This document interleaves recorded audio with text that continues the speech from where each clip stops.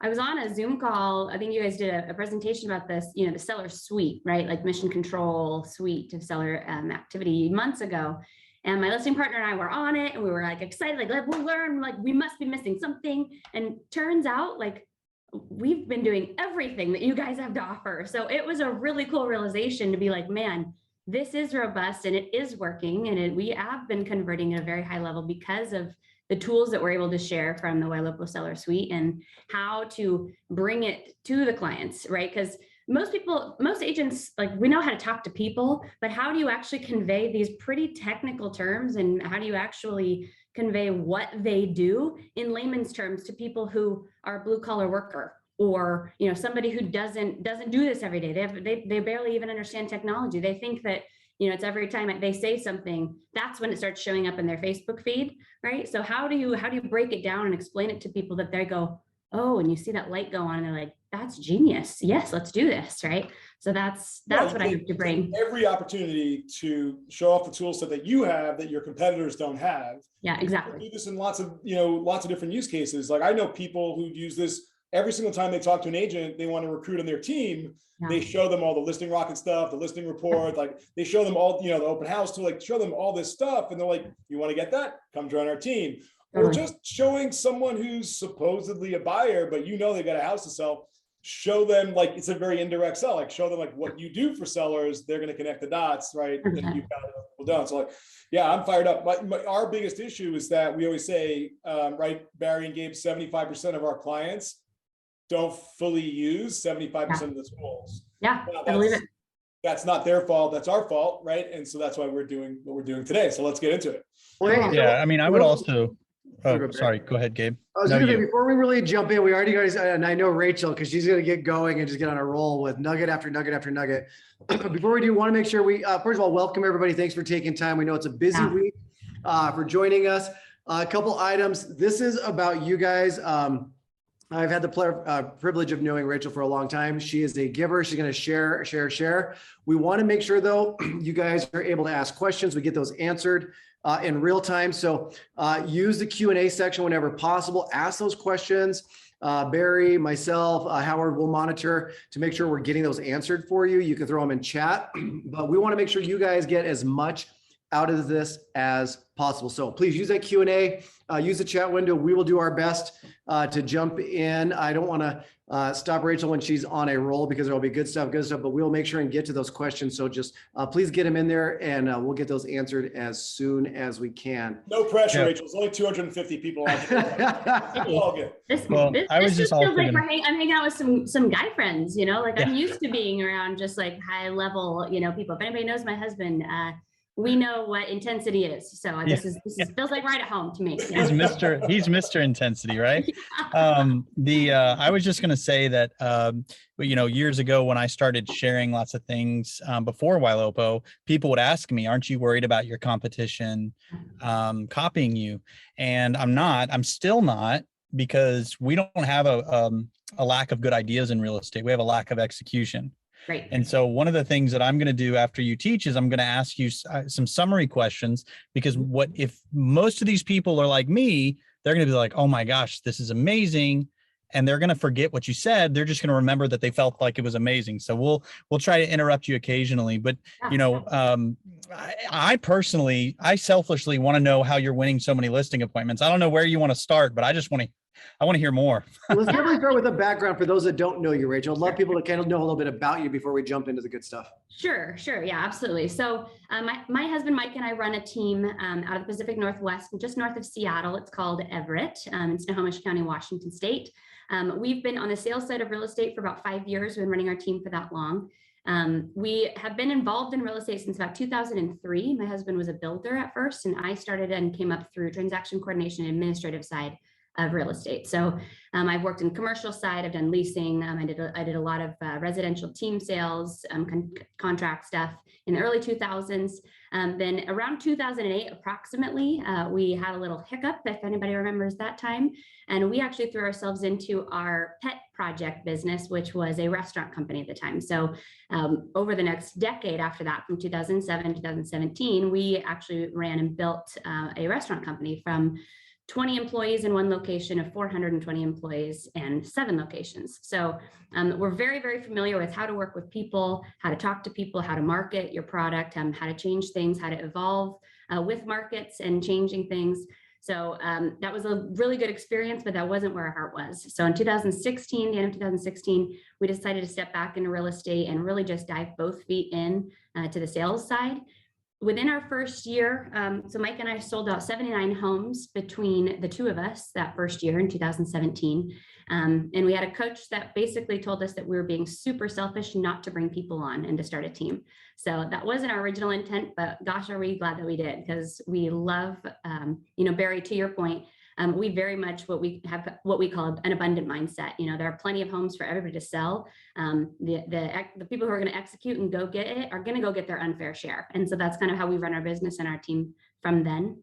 Our team averages between 220 and 250 homes a year with 5 producing agents. So each of us are doing between 40 and 60 deals a year, which is pretty good. We have a very high level of showing partner staff. So we have 6 showing partners to assist those 5 agents, and then we have 5 full-time admin as well.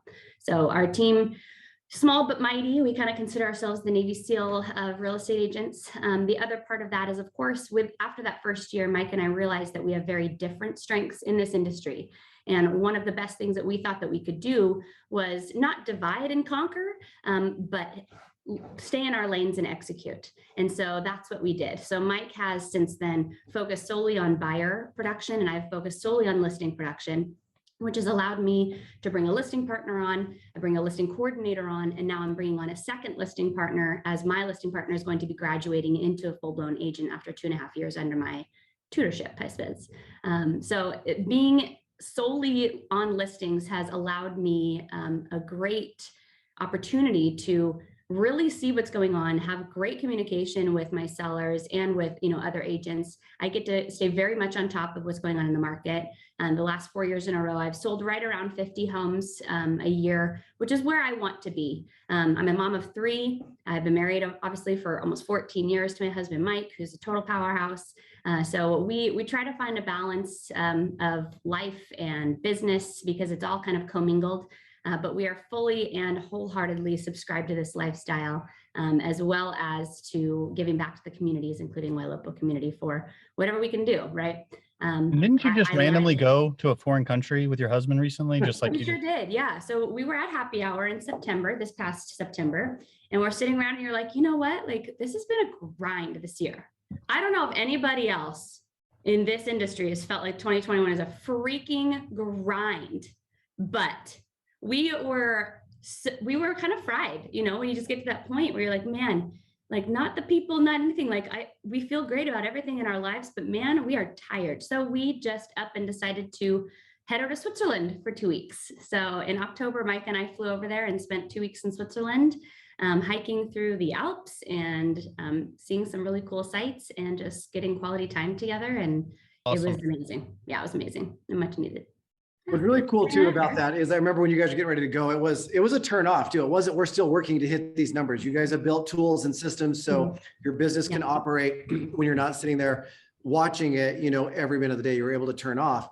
And I think part of that, and I want to back up a second, and we're going to get into the numbers that we were talking about, your conversion on listings and winning these sellers. And I'm guessing part of it you alluded to was you guys realized you had different strengths, and it wasn't dividing and conquering, but it was focusing on one area. And I'd love for you to maybe kind of talk just a little bit about, how you realized that or came to the decision to focus in that one lane versus both. And then we can kind of get into, the meats and bones, because I think a lot of people understand and have heard the idea, and maybe it's ego or whatever it is, but still want to be everything to everyone. So I'd kind of love for you to share a little bit about how you came to that realization and how you actually made that happen. Yeah, absolutely. What we found out was that Mike has some phenomenal strengths in regards to expectation management with his clients, but he loves a chase. And so his personality is very much, going out, writing the most competitive offer, winning that bid over 12 other offers in our market. And so he really fell into enjoying that part of the process, the acquisition of the homes for buyers, whereas I'm more of a nurturer. And whether that's, nature or because I'm a mom of 3 or whatever it is, I really like the process of working with the seller and having an aesthetic for their home. So I started going in and working with people through remodels, through, all sorts of cosmetic updates in their homes. So I work with people from, 6 weeks to literally 2 years to get their home prepped for the market for their timing to sell. And once we kind of started realizing that's where our strengths lied, Gabe, I think you hit it on the head. I think, both of us had to put our egos aside and be like, look, I can totally help sellers. I helped 30 sellers my first year in 2017 back in sales, but my strengths are here. So we just decided, mutually that, look, we're going to put a magnifying glass on the strengths in this business so that we can help people at a really high level and being able to stay in our lane. One, it makes us way more efficient because we're doing the same activities with different clients every day. And 2, it makes us be extremely knowledgeable and educated about how we're negotiating contracts. As everybody knows, when you're working with sellers and talking with sellers, our goal is to create, get a contract with the least amount of contingencies and the most amount of money so that person can net a ton of money, right? That's our goal as a listing agent. As a buyer's agent, our goal is to have the most contingencies to protect our client and to save them the most amount of money. So they're not paying as much money as hopefully they would, right? And when you really break it down like that, those are 2 very different mindsets for a real estate agent to have. And ping-ponging back and forth between those all day doesn't make you as efficient as if you can just stay in your one lane. This is the type of contract I'm negotiating. This is the mindset that I'm having. These are the kind of nurtures that I'm following up with. And this is the technology that I get to use for my clients. So for us, it was really just breaking it down to a super granular level and saying, I'm good here. I'm going to run with this and you run with that. So that's how we did it. Great. Let's get into the meat and potatoes. Yeah.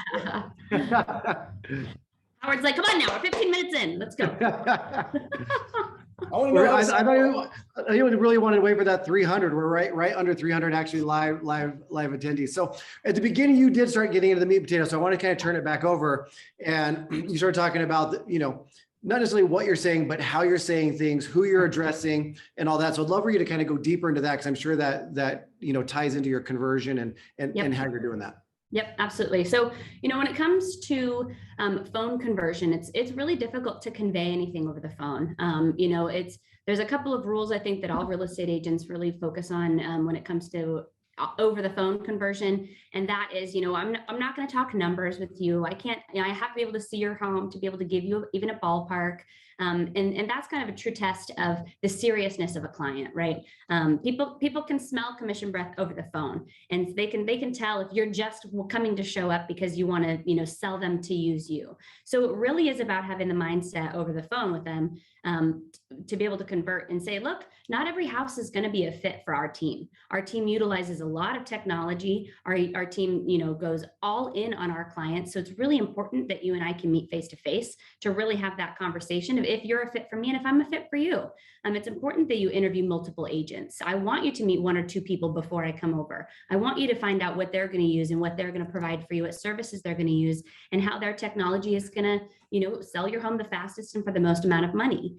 And I think that just posing that challenge, even before I meet them in person over the phone, really creates this level of, oh my gosh, like, 1, she's not scarce. Like, she obviously knows what she's doing because she's not begging to come over and see my house for my business. And number 2, she's telling me to go meet with other people. Like that level of confidence is you're able to really convey it to that client and to say, look, I know what I have is the best because the tools and the technology, I have a proven track record. And so do, all my other friends that utilize these things. So I know that they're going to work for you. It's just a matter of if you think it's going to be a fit for you.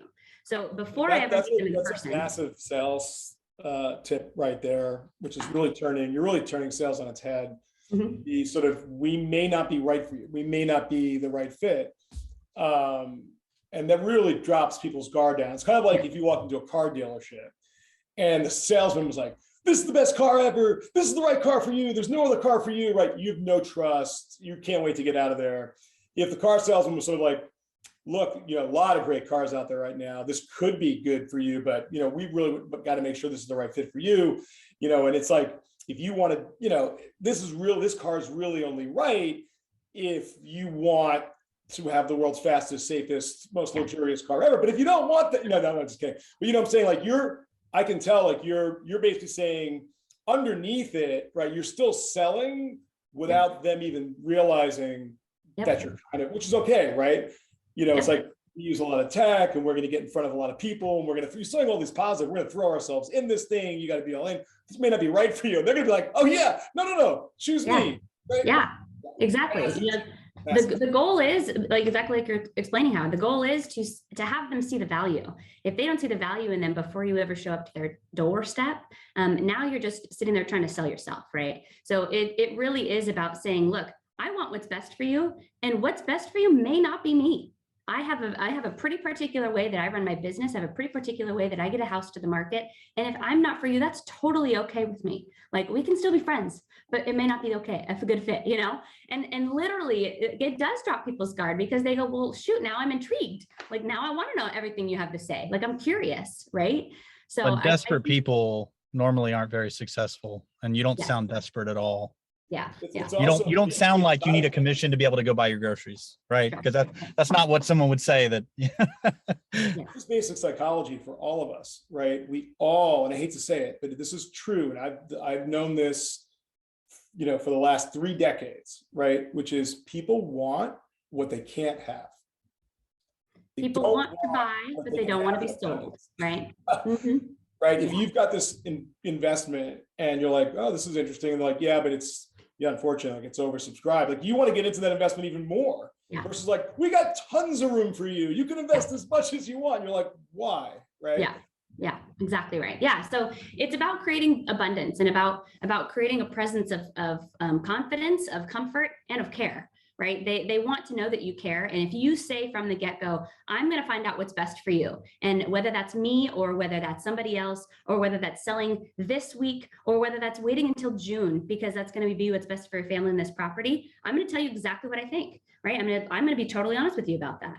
And I think that in and of itself is the first step to really getting that quality appointment, which leads, of course, to the high conversion rate. So that honesty, by the way, it's really rare. And I had an agent up in it's a sort of mountain vacation home area, and the agent was like, never sell this home. Right. Which is, and I actually knew that, like, she was like tough times and needed to set, like, she needed income and all that. But she was like, you've got a rare thing. You've got this thing, and it's like, that would be insane to sell. Like, here was an agent who's just building trust to say, like, no, as opposed to someone's like, oh, sell, it's a great time to sell, great time to sell, great time to sell. Yep. But I've sent referrals to that agent. 100%. I know that my friends can trust her, because there was nothing for her to gain to tell me when I was even thinking about it. She's like, oh no, don't sell that. That's exactly right. I've literally met with clients before, and we've run numbers, and we've looked at that, their situation and where they're moving to or whatever. And I've said, hey, look, you hold on to this thing and you rent it. You rent it for this amount of money, and you put it under this, minimum of a lease. And they've never been a client, but they've sent me 4 or 5 families. So, it's like, I'm going to be honest with you. I'm going to tell you exactly what's going to be best for you. And that may not be what's best for me. Like, of course, what's best for me is to sell your house and make money. But at the end of the day, this is about you. And once they feel that, that's going to lead to a higher conversion, not only over the phone, but of course in person too. So I think that's key, really, is to be upfront, really confident, really excited for them, but really honest in a caring way before you ever meet them in person, because that's going to drop their guard and create a level of trust before you even show up. Okay. So you mentioned too, Rachael, a lot of times you're nurturing and talking to these people and reaching out for a fair amount of time, right? It doesn't just start with that phone call. Maybe talk a little bit about that, because I'm guessing that's what is allowing you to be so honest with these people, that nurture time. And what do you do with them when you're getting them to nurture them along? What are some of those touch points, and maybe where people go wrong? Yeah, I mean, I think where people go wrong is what Barry said, it's execution, right? When I'm looking at following up with people, I really do try to get in front of them as soon as possible. So that initial conversation, I want to get face-to-face with you. I want to build a personal relationship with you. I want to shake your hand, hopefully, right? Depending on COVID and all that. But, I want to shake your hand. I want to look at the whites of your eyeballs. I want to see you. I want to talk to you. I want to hear your voice and your tone. And I want to see your body language and your expressions so that I can really understand what your goals are. So the follow-up for me really is once I've met with them, then figuring out that timeline. And I base the cadence of that follow-up based on, their situation. If they're waiting on a retirement and it's 18 months out, it'll be a monthly follow-up. And these calls and text messages following up have nothing to do with the home, right? Unless I've given them specific homework that they need to do this, cosmetic update, or they need a contractor for something, I call them and say, how are you? How's your son? How's your dog doing? How are you doing emotionally? How's Christmas? Like, let's just build a friendly relationship, because that's what people want. When they feel like you care more about them as a person, or more about them as a person than selling their home, that's when trust is built. So the rapport needs to be about the person and not about the home.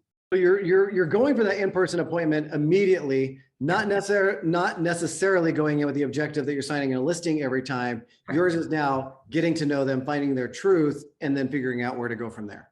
Correct. I would say at least 25 to 30% of the listings that I've sold this year, I did not sign them on the first appointment. One of the houses I sold last spring, I actually met 3 years ago. So it was a very long game follow-up. He had a big retirement plan that took a couple of years, but when it was time, man, like I had just talked to him a couple of months before, and he called me up and said, okay, Rachel, it's time, let's go.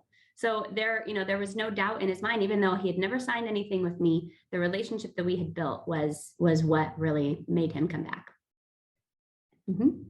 So on that note, once we've had that conversation, getting them in that in-person appointment. Okay. Now in our market in the Pacific Northwest, we're a very highly educated, very, very tech savvy area.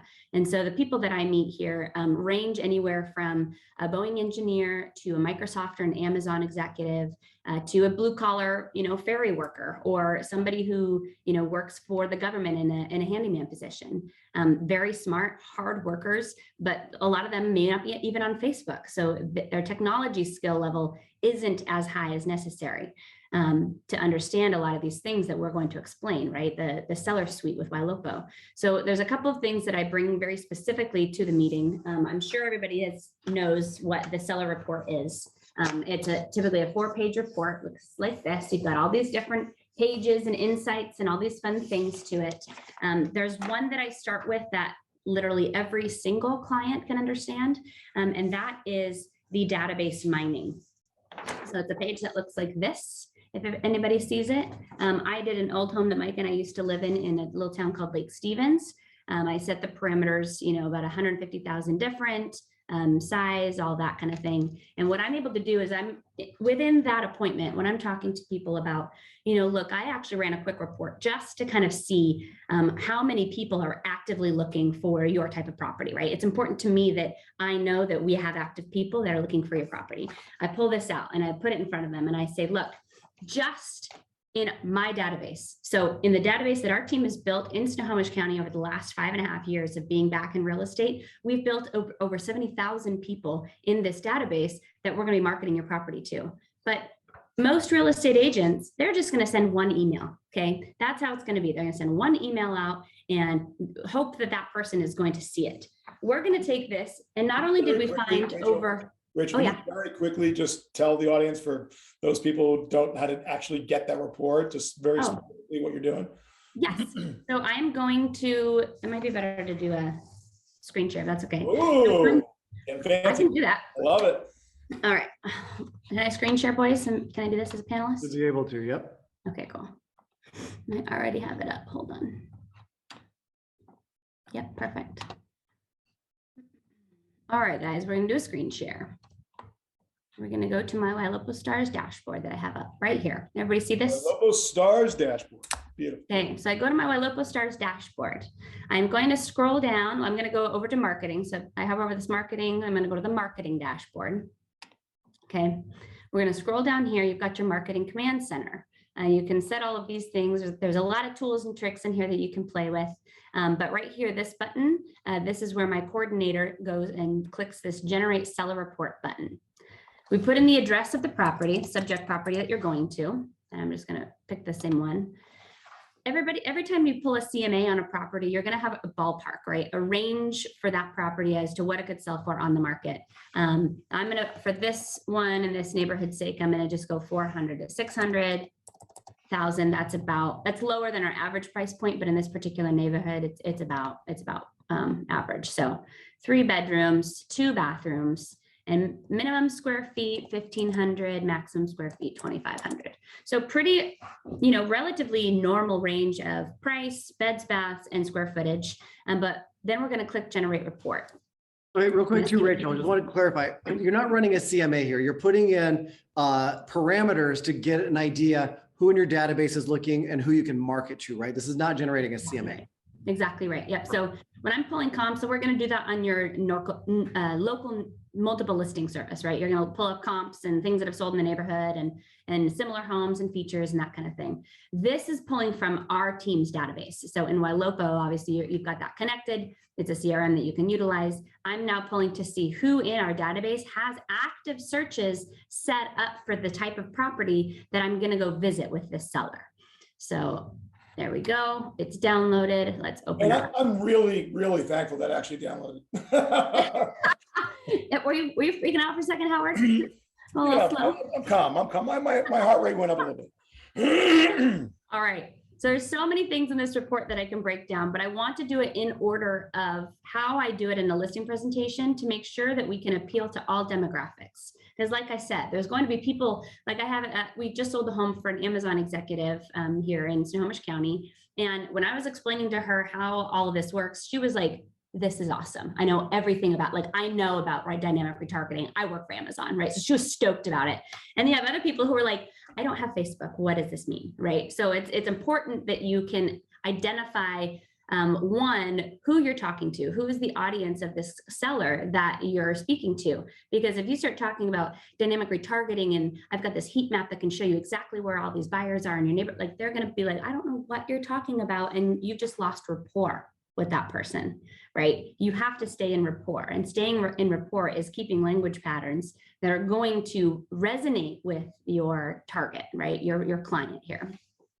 So this is the one that I utilize when I talk about how our team is different from every other team in our county. It's because we have the software to be able to utilize who exactly is looking for this type of property.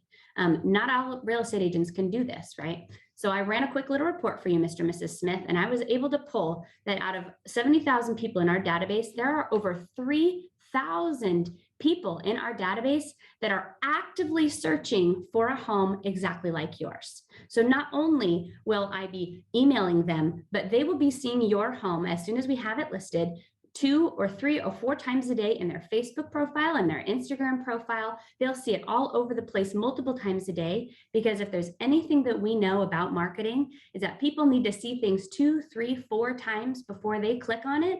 And then it will click with them that they need to click on that thing and check out your home. So it's our job to get in front of them as many times as possible. And I've identified right here over 3,000 people that we can do that with. So that would be the number one way that I explain this database mining. And Rich, I want to make sure too, you're actually taking a physical hard copy of this, not just emailing them a copy or just on your iPad. You're handing them a piece of paper. I am literally handing them this piece of paper that they can hold and look at it and look at there's actually names and look at the parameters that we've set, right? Like it's tangible. It's powerful when they can look at something and hold something, because it's telling them multiple things, you guys. It's telling them, one, I prepared for this appointment. I'm thoughtful. I actually did some research before meeting with them. Like that in and of itself is huge for people in this day and age. And number two, look at all these people. I have 3,000 people that might want to buy my house. No other real estate agent is going to show up with possibly 3,000 buyers before their house is even on the market, right? Now, go ahead, Bear. I was just going to say that everybody is going into those appointments and saying, I have buyers. Right. Nobody is walking in with a list of names. Right. And so I agree with you. I think it's a really great point that you're touching on. Yeah. I love that you take the piece of paper. Awesome. That's something we do as well. Oh, good. We have a presentation that we'll be delivering in Summit again, which is a database is forever. It's really, really critical that, team leaders build this big database. Mhm. Now, in this presentation, we just go through the math, right? Of if you have, 50 or 100,000 leads in your database, we have the stats, like it's this many priority alerts, it's this many riot conversations, it's this many return to sites, and then we can show, like, if you only close 1/3 of 1% of your database in a year, it's an insane number of closes. But actually, I'm going to add another slide here. It's another benefit, right? And someone asked in the questions, like, how did you build 70,000 leads in 5 years?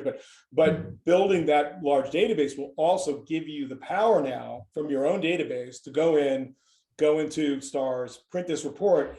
And even if you didn't have 70,000, but even if you had, half that amount, right? If you're at 35,000, whatever. So you didn't show them 3,000, but you showed them 1,500 buyers. It doesn't matter. Show them 758 buyers that you have, that you are working with right now, with that actual physical proof. Every other listing agent that goes in there is like, oh, we're with XYZ brokerage and we've got these great glossy materials, and that's the same materials they bring everywhere, right? It's not, anything close to what you bring. So thank you, Rich. I'm adding a slide to that presentation. Cool. Yeah, I think when you break that down, like anything we do, right? Because I think somebody else posted in there, hey, what if I only have 10 or 15? That's 10 or 15 that every other agent interviewed probably did not show. I love that you do the tangible, print it out and hand it. We do the same thing. We add in, and I'm sure these other agents you've interviewed have given you a list of their active and hot buyers, right? And of course they're like, no. So, whether you have 10 or you have 3,000, realistically, you're probably the only one doing it if you take this tool and present it. And I love that you go to that last page and bring it first. Yeah. When you print them all separately, there's no rhyme or reason, right? That's the beauty of it. It doesn't say page 1, page 2. Like there are some people that geek out on other aspects of it. So I'll pull, this page first, and we'll discuss all the retargeting that happens on these websites and look at all this reach that we have. But that's a different demographic, right? So that's one of the things I love about the Ylopo report, is not having page numbers. There's no order it goes in. Someone asked a question, Gabe, someone asked a question, will it be unimpressive if my list is only like 10 to 20 buyers that match? I don't have a 70,000 database. But remember, do the math again. Like, let's say your database, now you just started, you're building, let's say it's 1/10 of it, right? It's 10%. It's 7,000. It's not 70,000. Well, you don't walk in with a 3,000 person list. You walk in with a 300 person list. That's 1/10, right? So, set your goals, like get to 5,000, get to 10,000, right? You get to 10,000, you're going to walk in 350, 400 people. Like, so, and then there's, someone mentioned there's other ways there's lots of ways. That's what's all in that presentation about building your database. There's lots of ways outside of paying for leads to build this database. And that's a whole nother topic that we can. Yeah, exactly. And Barry hit it on the head, nobody else is going to come in with the names of people. No, like these are specific real people that have searches set up. So when you have names of people, it's not just a good salesman coming in saying, oh, I've got 30 buyers just waiting for this property. Okay, well, give me names. Do you have their email address? Like, can you contact them? No, of course not. But you're really leveraging the power of that database and all of these leads, right? Everybody who's bought leads or watches whatever, like, well, that was a bad lead, or is this? Any lead in your database that's logging on, whether it's a good number or not, has value. But are you leveraging it? And that's exactly what you're doing right now. Is you're leveraging the activity and the power of your database. That's exactly right. Yep. And again, to Barry's point and Howard's point, if your database is 7,000 people right now. So all you need to do to up this number right here and to up the amount of buyers is expand the criteria with which you set your report, right? So if you say, look, we're going to change, instead of a price range of 400 to 600, we're going to do a price range of 300 to 600, or you're going to expand the square footage to, only 900 square feet to 3,000 square feet. That automatically is going to bring in anybody else that may be a search and increase the people on your list. So it's just about how you set the good little nugget there. Yeah. You said something else I want you to go deeper on. So you said, well, with this particular buyer, I'm starting with this page, but with somebody else, I might start with this page. Can you talk about the psychology on that a little bit? And what do you mean by that?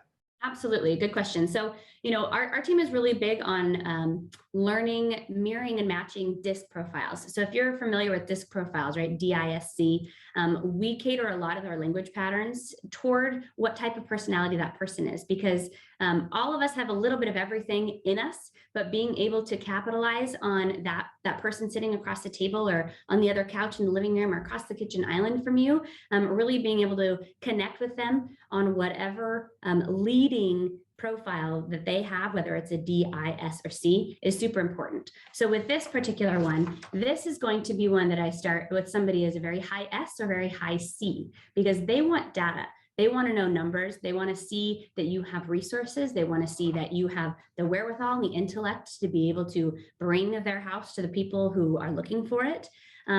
With another personality like high I, which I am, Gabe, I believe you are. I believe Howard is as well, and Bear. Okay, so we're all high. Wait, what am I? I never did Dream team here. Dream team here.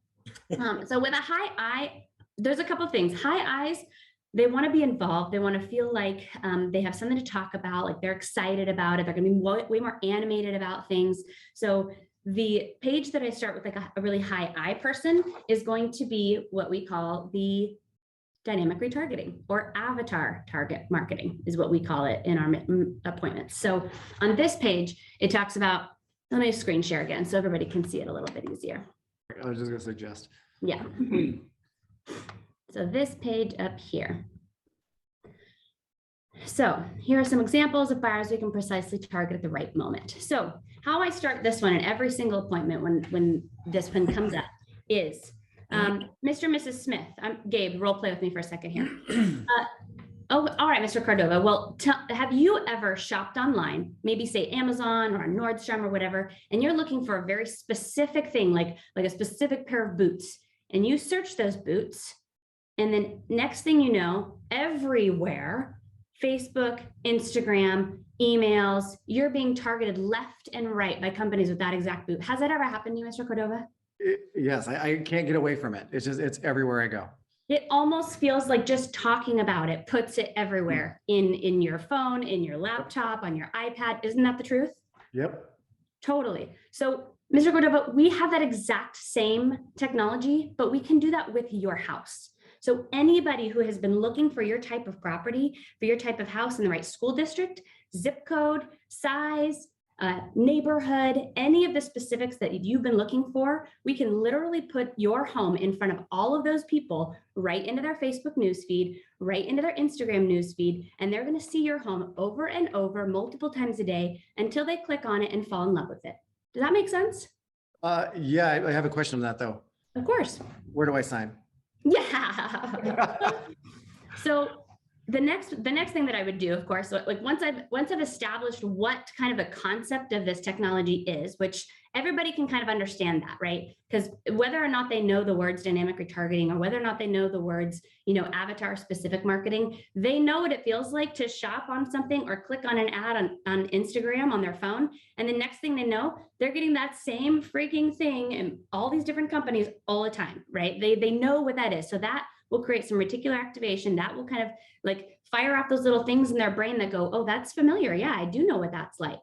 And if this person can do that with my home to the people that have been looking for this type of home or in this neighborhood, that could be pretty powerful. So once I've established what that is in their brain, then I'll say, look, we're the only ones in our county who have access to this, but it's important to me that you also have a hand in who's going to buy your home if that's important to you. So, who, if you're thinking about, who would come and buy your home, what is that like person or family? Like, what is the demographic of that person that you think would come buy your property? Typically, they're going to say, well, probably a young family, if they were a young family when they moved in, or if it's a condo, a one-bedroom condo, and you're talking to a single man, it's probably a single person or a young couple, right? Every seller is going to have an idea of the demographic of person or family that they think may come and buy their home. And you have to be the one to connect your marketing, your team's marketing, with their brain in regards to who's going to come buy that property. So being able to connect those two things and then say, So what this technology actually does, Mr. Cordova, I'm able to target 3, 4, even maybe 5 different specific demographics of people who have been looking for your exact type of property. And they're going to see your home so many times over and over in their Facebook feed, they can do nothing but look at it online. And guess what? Once they start looking at it online, that's where my marketing really comes in, because I found you the right buyer at the right time. And now I've got to present your home to them as if it's the one that they want. And the more people we can get that in front of, the more offers you're going to have, Mr. Cordova. So you are presenting to them this technology as, I am the only one who has this, first of all. And second of all, I know exactly who needs to buy your home. And I have the technology to put it in front of them over and over, multiple days in a row. Does that make sense? You can tell you've said this a few times. A couple times. Do you Yeah. have a background in teaching at all, Rachel? Or No, I don't. no? Okay, so I like it. Yeah. well, yeah, I mean, because the vibe I'm getting is that you're not depending on, as good as this tool is, you're not depending on this tool to communicate your value proposition. And I think that's what happens. I think a lot of people are like, look, isn't this amazing? Oh, sure. You know, and they're like holding the paper. You're like, okay, here's why this is amazing. And you're emotionally intelligent enough to know kind of the type of person you're talking to. Right. I'd love to learn more about how you figure that out. I know you already spoke to it kind of, but sometimes that can be hard. Yes. Yeah. And Barry, that's a super good point, because over the phone, it is so hard. Like, you can pick up on little cues with people in regards to, I'm going to end this so I can see your faces again. Here you go. I'm going to, in regards to like what questions they ask you. I always aim to be talking on either appointments and phone calls, maybe 20% of the time. I'm asking questions, I'm asking open-ended questions, I'm asking exploratory questions, and then I'm asking them to ask me questions. So I want to get to know you. I want to get to know what you need. I want to get to know what you want. And let's explore. So if they're asking me questions like, what are the average days on market? And what are homes in my neighborhood selling for? And what is the price per square foot? I can immediately understand that they care about data, and they're probably a very high C, right, on the DISC profile. So it's important that when I show up to that person's house, I have my stuff in order. I've done, enough research on their neighborhood to know what homes have sold. I know the price per square foot, relatively speaking, but I've identified that person as somebody who needs data. So I'm going to come back with any and all data that I possibly can, multiple scenarios of estimated net proceeds for that person, because that's ultimately what they want to know, right? What's their home going to sell for, and what kind of cash did they get at the end of the day? Are you going to get me the most? That's their concern, right? With a high I, it's more about the experience. So somebody telling me all about the home and all these beautiful things that they've done. And I painted this wall purple because it's my favorite color. And I did this to the bathroom. And, we just redid this landscaping, and I just can't tell you how beautiful it is. They want to show off, right? And in not a bad way. They've done work to the home, but they want an experience. They want somebody who can speak to the home. They want somebody who can speak to the buyers that are going to be coming to the home. So I'm going to be really talking to them, like getting them to talk to me more about, okay, who do you see living here? Like, what kind of buyer do you see like moving into this property? Like, what kind of family, or who do you see? That's what they want to do. So it really is like mirroring and matching the personality of the person that you're meeting with, and making sure that you are backed with the data or have the information. And like you said, the emotional intelligence to really be able to read that person, listen to what they're saying so that you can connect with them in that way. Now, so Rachel, if you came to my house and you had this report and you were like, we think this house is good for this age, relocation, by whatever, right? But then you sense that I have a different theory. I think, oh no, this is for whatever, right? Yep. What would then your response be? How would you has that happened first off? Oh gosh, yeah. And then how do you deal with that? Yeah. Well, and that's why I tried to get them to talk to me first, right? There's going to be people that are very tight-lipped, and they want to hear what I have to say before they tell me anything, because I should be the expert, but they secretly think that they know what their home is worth more than I would know what their home is worth, right? That doesn't happen. There's going to be those personalities out there. So in that case, Howard, I would say something like, you know what, Howard, the beauty of this whole thing is I am simply a vessel to get your house on the market.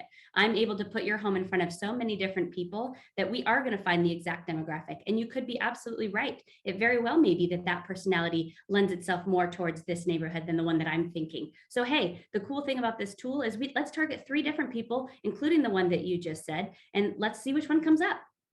You'll be like, hey, I'll take that challenge. We'll make a $20 bet. We'll see if my theory or your theory produces more buyers, right? It's like, oh, we're gonna get so many buyers. Totally. So let's pause for a second. I want to summarize what I recall, make sure I'm not missing anything. This is where if you have a pen and you're not driving, you jot some stuff down. If I was to oversimplify you and your husband's business, you guys really decided based on your strengths that you wanted to specialize. Is that a good way to oversimplify it? Correct. Okay, so they decided to specialize. From there, on listings, let's see. I know you have a listing partner, and that's helped you to scale. You also have a listing coordinator, is that right? Correct. Yep. Okay, so now you're specializing even more, right? Like, so that theme of specialization has continued. Correct. And then when you get them on the phone, so you talked about mirroring, matching, and making sure that you use the seller report to kind of scratch their itch. I know that's not how you said it, but that's how I'm internalizing it. Like, Sure. If they're nerdy, you go over this stuff. If they're this, you go over that. Piquing interest or piquing curiosity. Now, where several people have asked is in between, you being a specialist and then you having the seller report. I know that, let me ask, how are you having this conversation? Are you on the phone 3 hours a day doing outbound dials? Are you waiting for people to respond to outbound text? How do people come on your radar to be sellers? All of the above. I built my business with PPC and a crap ton of outbound follow-ups. That's how I built my business. All right. See that? I did not say the S word. My 6-year-old would be so proud. Okay. Online leads, online portal leads, and follow-ups. Foreshadowing for next year, where if you're doing Google pay-per-click, with us, right? And Barry, you can comment on that, right? But we're literally automatically asking folks, right? What are you going to sell before you buy, or do you need to sell it, right? And we're getting now, what is it, like 20-25% of the supposed buyers who are basically raising their hand and saying, we're also a seller. Yeah. Well, yeah. So I think Mike's numbers on our team are somewhere between 30 and 40% of buyer leads are also sellers. Right. Yeah, and that's really in reality, statistically in reality, 48% will actually be both. Yeah. But it stands to reason that some people are not going to give you that clue yet, right? So cut it in half, right? If 48, 24, 20. But think about that. 1 out of every 4 now, like for next year, buyer leads we produce, 1 out of every 4 will be a legit seller lead, right? Who is telling you that they're a legit seller lead, that you have now all these tools that no one else has that you can get in front of them.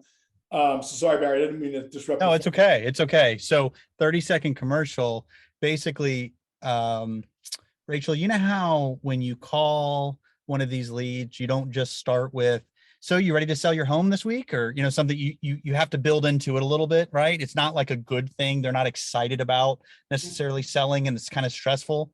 The problem with seller lead gen is it starts with what's stressful. What's your address? When do you want to sell? And so what we've been able to do, this is legit revolutionary stuff. Like, basically the way we wrote the funnels is the same way you talk to sellers. And so the funnel actually adapts to the way that they're responding to the other questions. And as a process of the conversation surfaces if they're a seller, but it all starts with what they want, the home they're going to buy. And so that's coming out next quarter. That's probably a 45-second commercial, but I'm telling you guys, there is nothing like it anywhere in the industry. And I've been using it a while now, so it's a big deal. That's super exciting. Yeah, we actually had the Rhea. We renamed ours Eric. So Eric, our team's assistant, which is Rhea, actually set me up a listing appointment like 3 weeks ago. Wow, so that's awesome. Awesome. Yeah.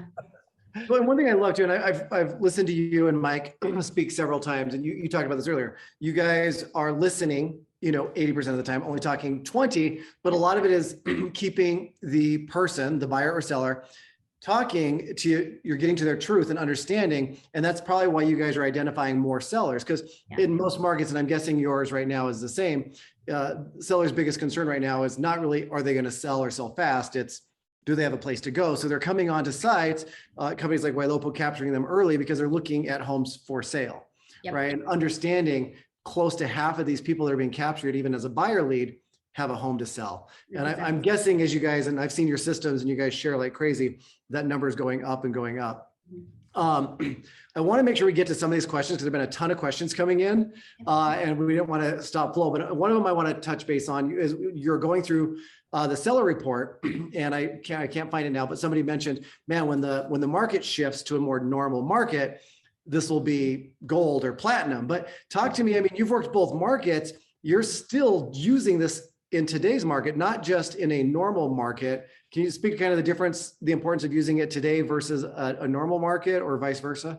Yeah, absolutely. So really it comes down to the strategy with the listings and the date of the listings, as well as doing what in our market, there's something called an offer review date. I don't know if that's in every market, but it's when you put the house on the market and then, a week or so later you set a date, and that's the date that your sellers are allowed to wait until to review any and all offers that come in, right? So it creates a level of urgency in the market, that creates a level of urgency with buyers to put a higher number out, that kind of thing.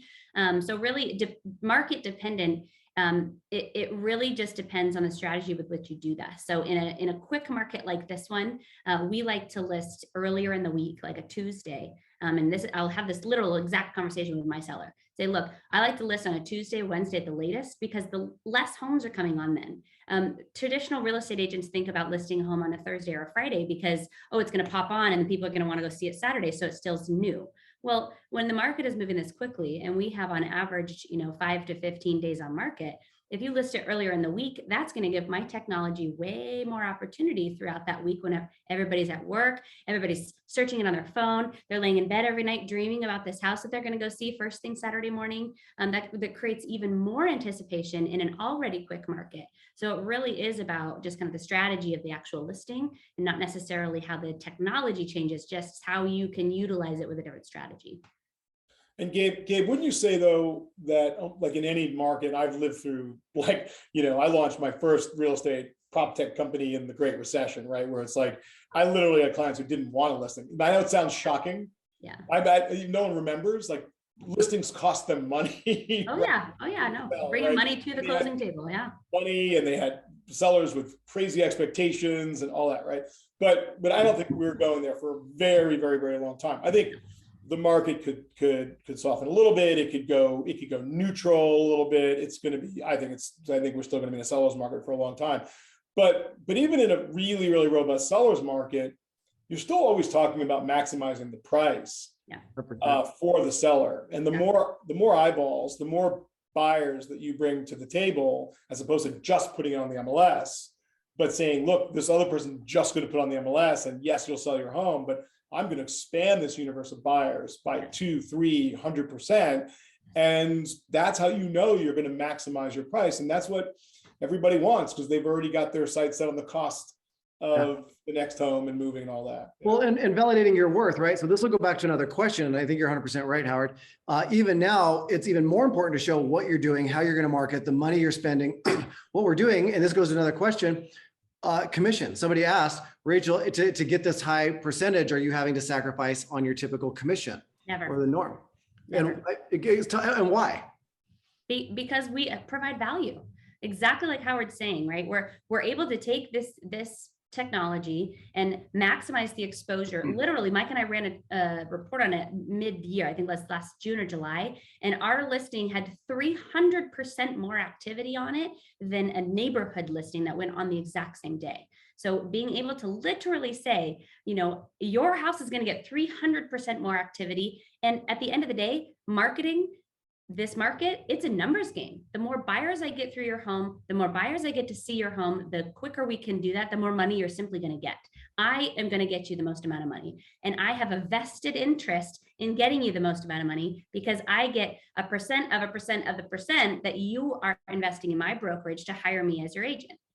So Yeah, I don't sacrifice my. That math is important to explain for those people that are fixated on, oh, can I save a half, 1% or 1%, which is show them, like, hey, is it like you want the best, right? You want the best agent with the best tools, the most buyers.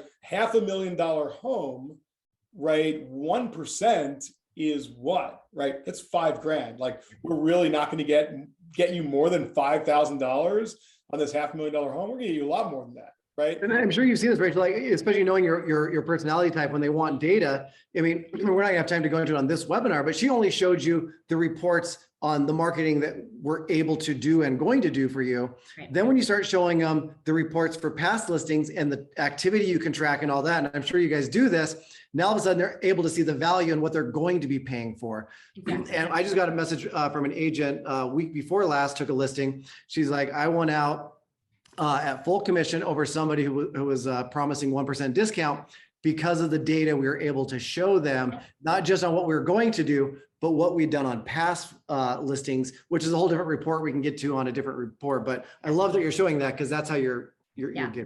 I know I have a whole segment on like more for that house on a $500,000 home, right? They're in the money, right? They're in the money even if they paid you 1% more on the commission.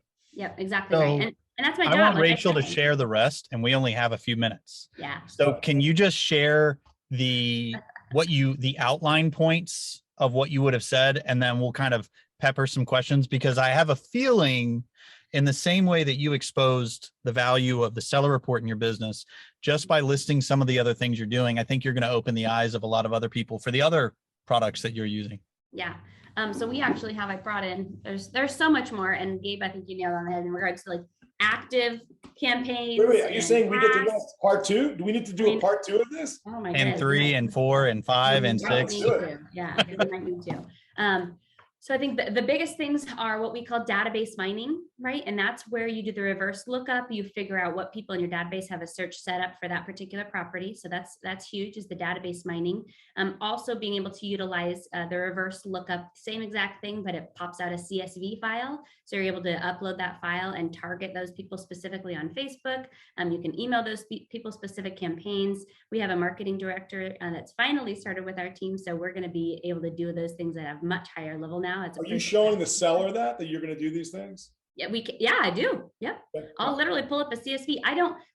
Not going to share the CSV with the seller because it has all the information of the client, but that's what that database mining page is for, that I showed you guys with the names figured out. So same thing, but different application depending on what we want to use it for. So the database mining is huge. That's number 1. Number 2 is, of course, the dynamic retargeting, being able to explain to them exactly how we're able to find those people that have been looking for these types of properties, and the fact that we're going to be continuing to put it in front of them over and over on their Facebook and on their Instagram, and they're going to see it here, and they're going to see it in their sidebar, and they're going to see it over here until they click on it, right? So the dynamic retargeting and targeting the specific type of demographic, those are 2 very, very important things.